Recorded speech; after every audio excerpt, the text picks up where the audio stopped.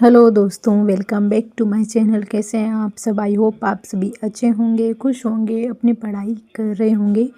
मेरा नाम है प्रेला और मैं रहने वाली हूँ राजस्थान के चूरू ज़िले की और मैं कर रही हूँ टीचर एग्ज़ाम की प्रिपरेशन। और राजस्थान में जो हमारे एग्ज़ाम है 3rd ग्रेड, उसकी प्रिपरेशन कर रही हूँ। और सेंटर के एग्ज़ाम की बात करें तो अभी जो रेलवे एग्ज़ाम की वैकेंसी आई है उसका फॉर्म मैंने फिलअप किया हुआ है। और केवीएस के एग्ज़ाम प्लस D++ एग्ज़ाम की प्रिपरेशन भी साथ में चल रही है, पर जिसमें से D++ एग्ज़ाम के अभी आने की संभावना कम है और केवीएस के एग्ज़ाम के आने की संभावना बहुत अधिक है। तो हम जो अभी पैटर्न फॉलो कर रहे हैं वो केवीएस के एग्ज़ाम के अकॉर्डिंग ही कर रहे हैं। और 3rd ग्रेड के एग्ज़ाम की अगर हम बात करते हैं तो इसके अंदर जो अभी मैं पढ़ रही हूँ वो कुछ इस तरीके से मैं अपनी टू डू लिस्ट तैयार करती हूँ। तो अपनी टू डू लिस्ट के बारे में मैं आपको बता देती हूँ, जिसमें 3rd ग्रेड के एग्ज़ाम के लिए मैं पढ़ रही हूँ करंट जीके।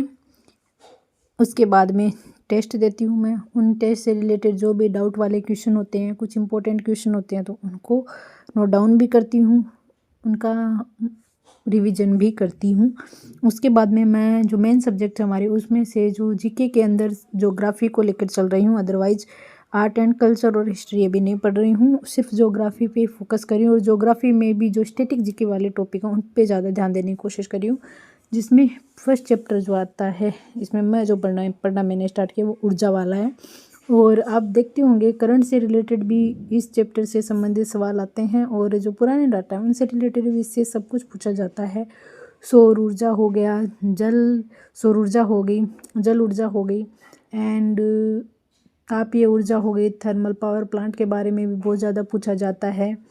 लिग्नाइट आधारित जो भी योजनाएं उनके बारे में, जो भी संयंत्र उनके बारे में पूछा जाता है। तो ये टॉपिक मोस्ट इम्पोर्टेंट है और इसमें बहुत ज़्यादा डाटा है, बहुत ज़्यादा चीज़ें हैं जो आपको याद करनी होगी। इसीलिए मैंने सोचा चलो हर टॉपिक पहले कंप्लीट कर लेते हैं ज्योग्राफी के। और मोस्टली जो ज्योग्राफी का कॉमन जो स्टार्टिंग होती है हमारी, उसके बारे में हम सबको ही पहले से ही पता होता है। हमारा राजस्थान का मैप का हमें पता है, कौन सी चीज़ें कहाँ, ये पता है। भौतिक प्रदेश वाला चैप्टर हमें आता है, तो इसलिए मैंने यहाँ से स्टार्ट किया इसको। उसके बाद में मैं पढ़ती हूँ मैथ, और मैथ के लिए मैंने जो स्टार्ट किया है अभी संख्या पद्धति को स्टार्ट किया है। और संख्या पद्धति जो मैंने की थी वो मैंने की थी शॉर्ट नोट से, और इससे पहले जो मेरे पास फुल नोट्स हैं वो पढ़े हुए डिटेल विथ डिटेल के साथ में, तो मैंने वो कर लिया कंप्लीट अपने नोट्स वगैरह। और उसके बाद में अभी जो मैं क्वेश्चन कर रही हूँ संख्या पद्धति की, वो दिशा पब्लिकेशन की बुक है उससे कर रही हूँ, जिसमें जो प्रीवियस ईयर के जितने भी एग्ज़ाम में आई हुई क्वेश्चन हैं वो सब कुछ दे रखे हैं। तो उसी पैटर्न को फॉलो करते हुए मैंने इसको शुरू किया है। और इसके बाद में मैं पढ़ती हूँ साइंस, और साइंस में जो मेरा टॉपिक है बल गति वाला ख़त्म हो चुका है। अभी मैंने जो टॉपिक स्टार्ट किया है वो टॉपिक है प्रकाश। और प्रकाश का जो टॉपिक है ये भी बहुत इम्पोर्टेंट है एग्ज़ाम में, चाहे वो 3rd ग्रेड का हो, किसी भी एग्ज़ाम में इससे रिलेटेड। और ये फिजिक्स के जो टॉपिक है कुछ इस तरीके से अगर हम नहीं पढ़ते हैं, छोड़ देते हैं, कुछ दिन इसमें गैप आ जाता है ना, तो ये थोड़ा सा मतलब हो जाता है। या तो आपने इसका कॉन्सेप्ट समझ लिया तब तो ठीक है, अगर फिर भी आप मतलब मान लो कि साइंस फील्ड से नहीं हो, मेरी तरह हो, कॉमर्स से हो, आर्ट्स से हो, तो थोड़ा सा इसको बार बार रिवीजन करना ज़रूरी हो जाता है। तो मैं इसका रिवीजन करूँगी बार बार। और साइंस ख़त्म होने के बाद मैं वापस रिवीजन पे आऊँगी, जिसके अंदर मेरे शैक्षिक परिदृश्य कंप्लीट किया था मैंने, 1-1.5 महीना हो गया उसको, तो मैं उसको वापस रिवीजन करूँगी। साइकोलॉजी का रिवीजन करूँगी। वैसे मैं टेस्ट दे रही हूँ तो साइकोलॉजी के क्वेश्चन आ जाते हैं उसके अंदर, फिर भी मैं साइकोलॉजी का रिवीजन करूँगी। ICT उसका रिवीजन करना बाकी है, शैक्षिक परिदृश्य का रिवीजन हो जाएगा। तो इस तरीके से उसके बाद में जो हमारी ये लास्ट के जो मैटर टॉपिक है उनका हम धीरे धीरे रिवीजन करना शुरू करेंगे। और जो मैं टेस्ट में क्वेश्चन लिखती हूँ, देखो उसमें कुछ इस प्रकार से क्वेश्चन आते हैं कि चंद्रभागा का मेला कौन से माह में आता है, ठीक है, कोफ्तागिरी किससे संबंधित है, और राजस्थान राज्य मेला आयोग की पहली अध्यक्ष कौन थी, कौन से सूफी संत ने नागौर के पास सुवाल को अपना केंद्र बनाया और यहाँ से शांति के संदेश को प्रसारित किया, और कौन से हमारे जो जिला है जिनके कौन से उस समय के राजा थे जिन्होंने अंग्रेज़ों से संधि की। उसके बाद में तसीमो घटना, डाबला की घटना, पुनवाड़ा घटना, राजपाल की घटना। तो इस तरीके से ये क्वेश्चन है जो आप बार बार पढ़ते हैं और इस तरीके के ही क्वेश्चन आते हैं, क्योंकि ये वही चीज़ें पैटर्न ही हैं जिनको वो फॉलो करके क्वेश्चन नोट डाउन करें।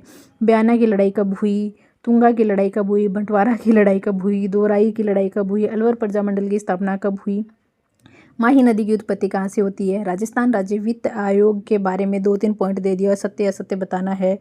और शिक्षा में बढ़ते कदम कौन सी क्लास से लेके कौन सी क्लास तक है, जयमल फत्ता और कला की जो छतरियाँ हैं वो कहाँ पर है, और कौन से राजाओं को जो उपाधियाँ हैं वो किसने दी थी। तो आपको पता है इस टाइप के जो क्वेश्चन होते हैं ये बार बार हम पढ़ते रहते हैं, तभी हमारे दिमाग में रहता है और तभी हम इनको अच्छे से कर पाते हैं। मरुस्थल का कितना प्रतिशत भारत में है, और भारत की अध्यक्षता G20 शेरपा बैठक, ये ओल्ड क्वेश्चन हो चुका है। तो अब ये देखो, जो मैं ये टेस्ट इसीलिए लिख रही हूँ ताकि जो ओल्ड क्वेश्चन है वो मुझे पता चल जाए कि ये इस तरीके से ओल्ड क्वेश्चन है, उस तरीके से जो अभी के जो करंट जीके के क्वेश्चन है वो हम कर पाएँ।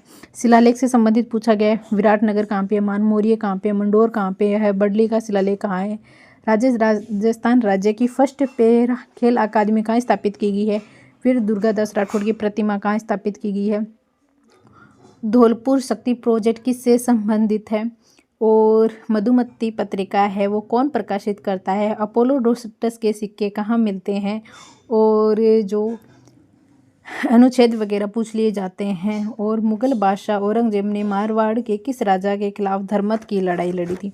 तो आप इस तरीके से क्वेश्चन को भी बार बार देखते हैं या क्वेश्चन के पैटर्न को भी देखते हैं तो आपको पता चलता है कि आप जो पढ़ रहे हैं उसमें से कौन सा क्वेश्चन इंपॉर्टेंट है, कौन सा क्वेश्चन इंपॉर्टेंट नहीं है। तो मेरा क्वेश्चन लिखने का यही एक मकसद था कि मैं जो टेस्ट देती हूँ उसकी भी मुझे आदत पड़ जाए और क्वेश्चन के पैटर्न को भी बार बार देखने से समझ में आता है कि अच्छा इस तरीके से ये क्वेश्चन है वो एग्ज़ाम में आते हैं।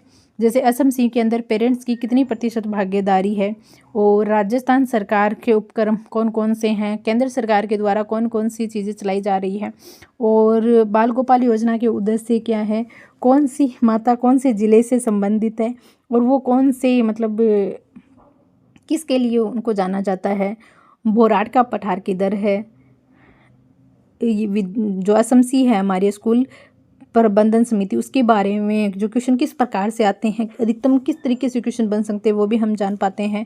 और सर्व शिक्षा अभियान के बारे में क्वेश्चन को समझ पाएंगे कि इसके अध्यक्ष कौन है, उसके बारे में कौन से स्थान कौन से ऊर्जा स्रोत से संबंधित है, जैसे जैसलमेर में क्या है, रावत बाटा किससे संबंधित है, गिरिल किससे संबंधित है। तो इस तरह के क्वेश्चन है, आप बार बार पढ़ते रहेंगे तो आते रहेंगे। बमलू लिखमा देसर पांचला सिद्धा किस संप्रदाय से संबंधित है, राजस्थान का पहला इंदिरा महिला शक्ति केंद्र कहाँ स्थापित किया गया है, और राजस्थान का जो साझा अभियान है वो किससे संबंधित है, हस्तशिल्प कौन सी है, उसका स्थान कौन सा है, कौन सा जिला है जो कौन से उद्योग से संबंधित है, और पटुआ की हवेली किसने बनवाई थी। झीलों के बारे में आ जाता है कि राष्ट्रीय झील संरक्षण कार्यक्रम में शामिल झील कौन कौन सी है। तो ये क्वेश्चन वो पहले भी आया हुआ है, जब पिछली बार मैंने भी इसको पढ़ा था और ये क्वेश्चन वापस आया है। तो ये जो PYQ क्वेश्चन होते हैं उनका भी रिवाइज हो जाता है, कुछ अपनी तरफ से नए क्वेश्चन बना के देते हैं, उनके बारे में भी हमें पता चल जाता है। जैसे संधू गाँव किसके लिए प्रसिद्ध है, कनाना मेला कहाँ डलता है, नवलखा झील कहाँ पर है, राजसमंद झील की पाल पर कौन सी माता का मंदिर है, राजपूताना मध्य भारत की स्थापना कब की, संविधान के किस अनुच्छेद में प्रत्येक राज्य में एक उच्च न्यायालय की स्थापना है। तो देखो टेस्ट में बहुत सारे क्वेश्चन है, ये क्वेश्चन कुछ ऐसे हैं जो मैं पढ़ रही हूँ, नोट डाउन करके भी याद कर लेती हूँ। एकमात्र पक्षी चिकित्सालय कहाँ है, राजस्थान का परिगणित मरुस्थलीय क्षेत्र कितना है।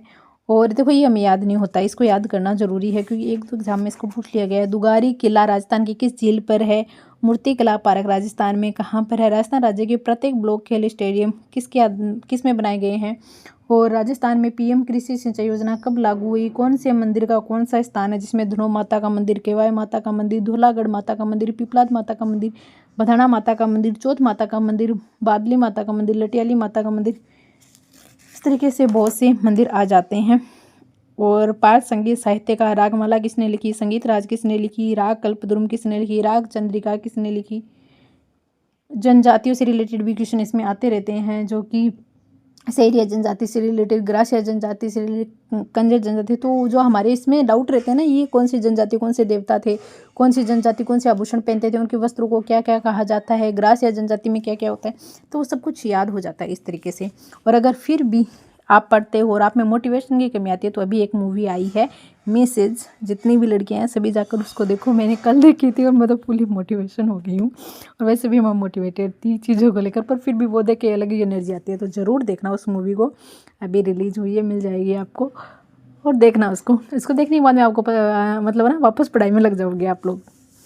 चलिए मिलते हैं अगले वीडियो में। ये मेरी जो कंप्लीट की थी टू डू लिस्ट मैंने, पर इसके अंदर मैं ना उसके नोट्स और जीके नहीं कर पाई, तो मैं आगे से इसको इन दोनों को ही नहीं लिखूँ क्योंकि इतना टाइम मिलता है, फिर मैं सो जाती हूँ, नींद आने लगती है मुझे। तो ये था हमारा आज का ब्लॉग। क्वेश्चन लिखना ज़रूर, मॉक टेस्ट अभी 3rd ग्रेड के एग्ज़ाम के लिए अभी से मॉक टेस्ट अभी से लिखना शुरू कर देना। चलिए मिलते हैं अगले वीडियो में, तब तक के लिए आप अपना ध्यान रखिए, खुश रहिए, पढ़ते रहिए, अपने आप पे विश्वास रखना, आप अच्छा करोगे एग्ज़ाम में। Bye bye, take care.